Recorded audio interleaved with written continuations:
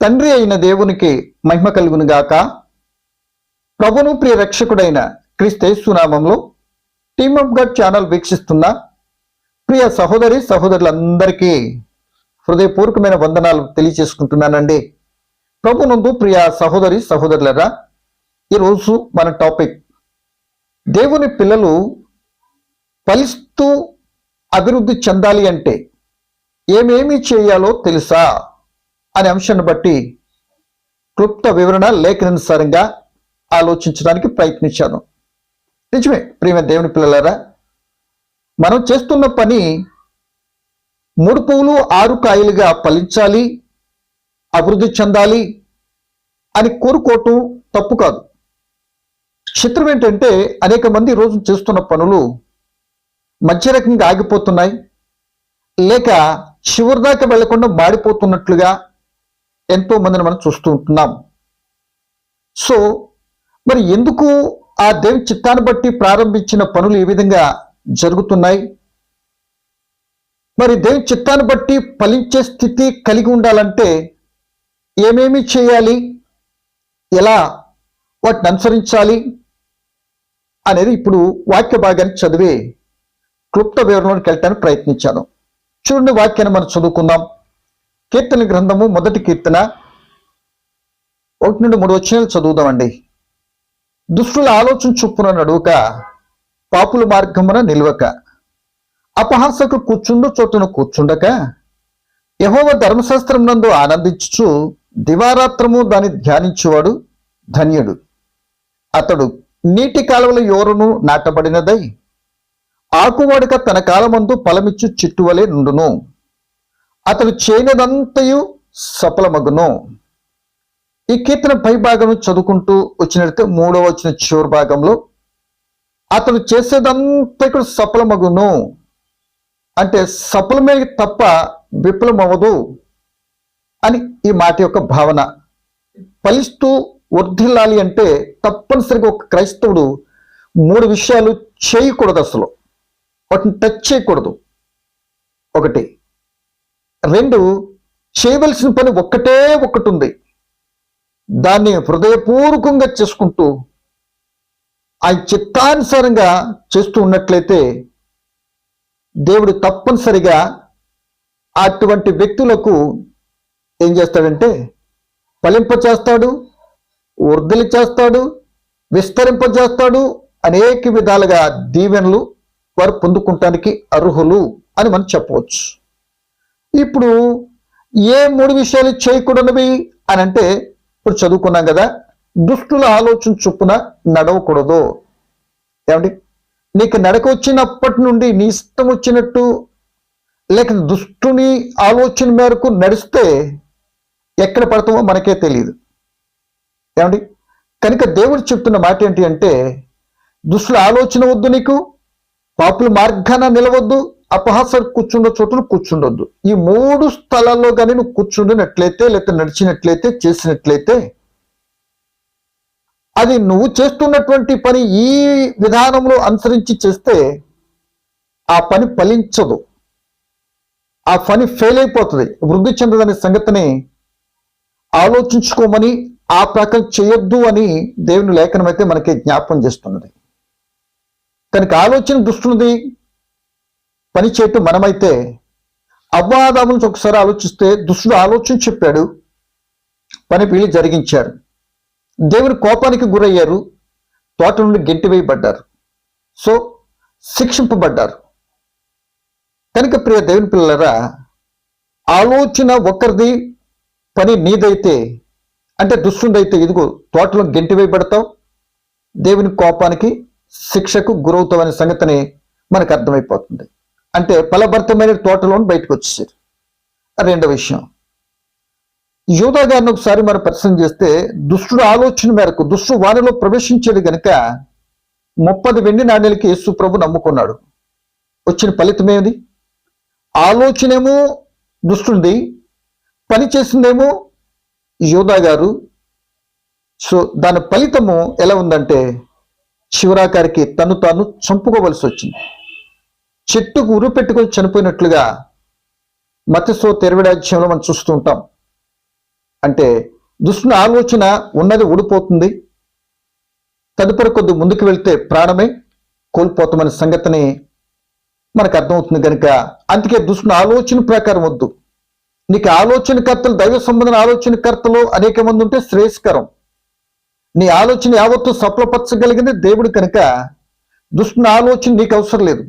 ఇలా తీసుకుంటే ఇలా ఫెయిల్ అవుతావు కనుక అది వద్దు అన్నాడు. అందుకే కొన్ని పనులు మనం ఫెయిల్ అవటం కారణం. రెండవ మాట, పాపుల మార్గమున నిలువక. అంటే పాపుల మార్గం మనం అనుకుంటాం, నేను నడుస్తున్న మార్గం న్యాయంగానే ఉంటుంది, నేను నడుస్తున్న మార్గం యథార్థతగా ఉంటుంది, నేను నడుస్తున్న మార్గం సరి అనేదే అనుకుంటాం చాలా పర్యాలు. చివరికి ఏమవుతుందంటే అది మరణానికి దారితీస్తుంది అంటాడు మహాజ్ఞాని సొలొమోను గారు. కనుక మనకి సరిగా ఉండటం కాదు, మనం అనుకున్నట్టు వెళ్ళిపోవటం కాదు, కానీ దేవుని యొక్క మార్గము ఏది అంటే క్రీస్తు ప్రభువులు చూసిన మార్గములో నడవాలి. కానీ పాపుల మార్గమునకు మనం వెళ్ళినట్లయితే పాపుల మార్గము నాశనానికి తీసుకుని వెళ్ళిపోతుంది. నేను నాశన కోపంలోనికి లాక్కొని వెళ్ళిపోతున్నా మార్గం. పాపం అది దేవుని ఆజ్ఞను మరి పాటించనివ్వకుండా, దేవుని చిత్తంలో ఫలింపనివ్వకుండా నీ ఫలింపుకు అడ్డు వచ్చేటట్టు రెండో మాట ఏంటి అని అంటే, ప్రియ దేవుని పిల్లలరా, పాపుల మార్గమున నిలువక. ఇలా భక్తులైనటువంటి సంసోను గారిని తీసుకున్నా, సొలొమోను గారు తీసుకున్నా, వారి జీవితంలో కొన్ని కార్యాల కారణంగా వారు ఫలించే పరిస్థితుల్లో చివరి దశలో ఫెయిల్ అయిపోయినట్లు మనకు కనబడుతుంది. ఇక మూడో మాటగా చూస్తే ప్రియ దేవుని పిల్లల, అపహాసలు కూర్చుండ చోటున కూర్చుండక. అపహాసపు మాటలు, ఒకరి మీద ఒకరు ఏదో చెప్పుకోవటం మనం చూస్తూ ఉంటాం. అటువంటి మాటలు నీకు వద్దు అంటున్నాడు. ఈ మూడు పరిస్థితుల్లో మనము ఉంటే ప్రియమైన వర్లరా, మన పని ఫలించే పరిస్థితిలో, విస్తరించే పరిస్థితిలో, వర్ధిల్లే పరిస్థితిలో ఉండదు. కనుక ఈ మూడు మనకి వద్దు దేవుని పిల్లలకి అయినటువంటి వారికి అని దేవుని లేఖనం సెలవిస్తుంది. మరి ఈ మాటను బట్టి ఒకసారి మన జీవితానికి అప్లై చేసుకుంటే, మరి దుష్ట ఆలోచన మనలో ఉందా? పాపుల మార్గంలో మనం నిలబడుతున్నామా? అపహాసలు కూర్చుని చోటును కూర్చుంటున్నామా?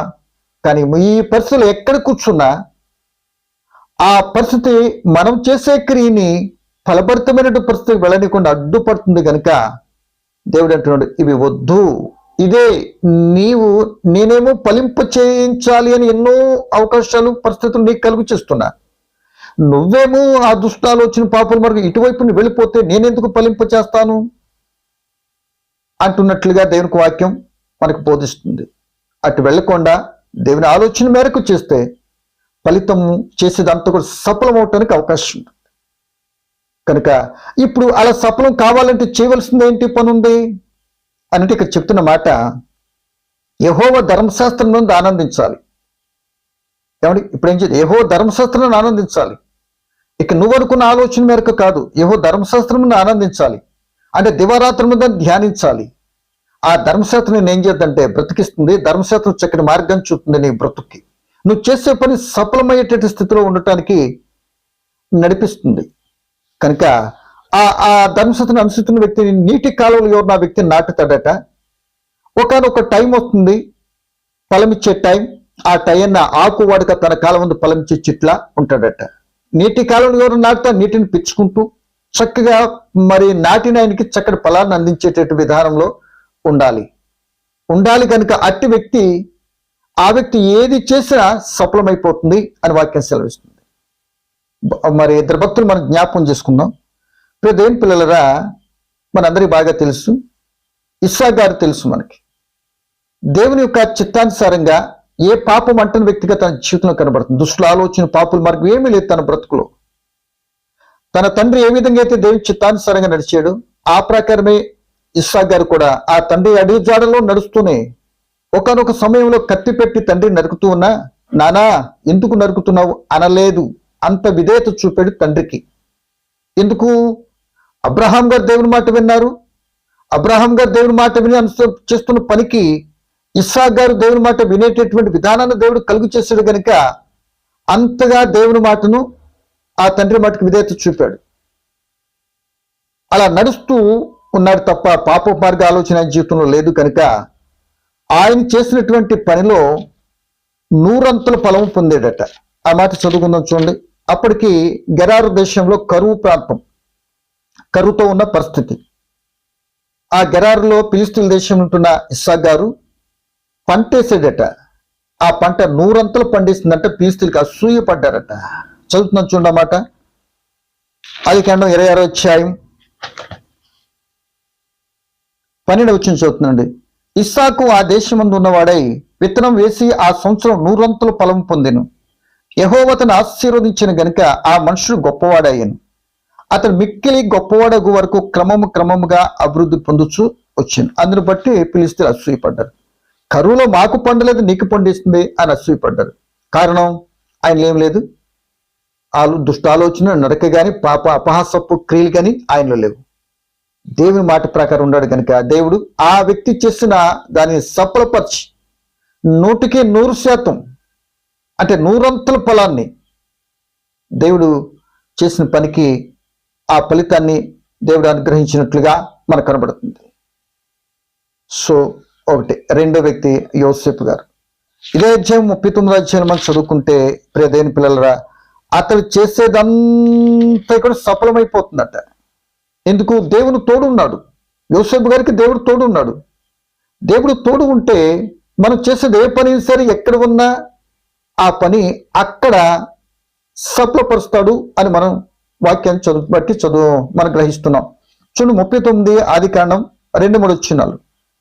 యెహోవా యోసేపునకు తోడై ఉండెను కనుక అతడు వర్ధిల్లుచు తన యజమానుడు ఆ ఐగుప్తుని ఇంట నుండెను. యెహోవా అతనికి తోడై ఉండెననియు అతడు చేసినదంతా అతని చేతిలో యెహోవా సఫలం చేసినని అతని యజమానుడు చూచినప్పుడు.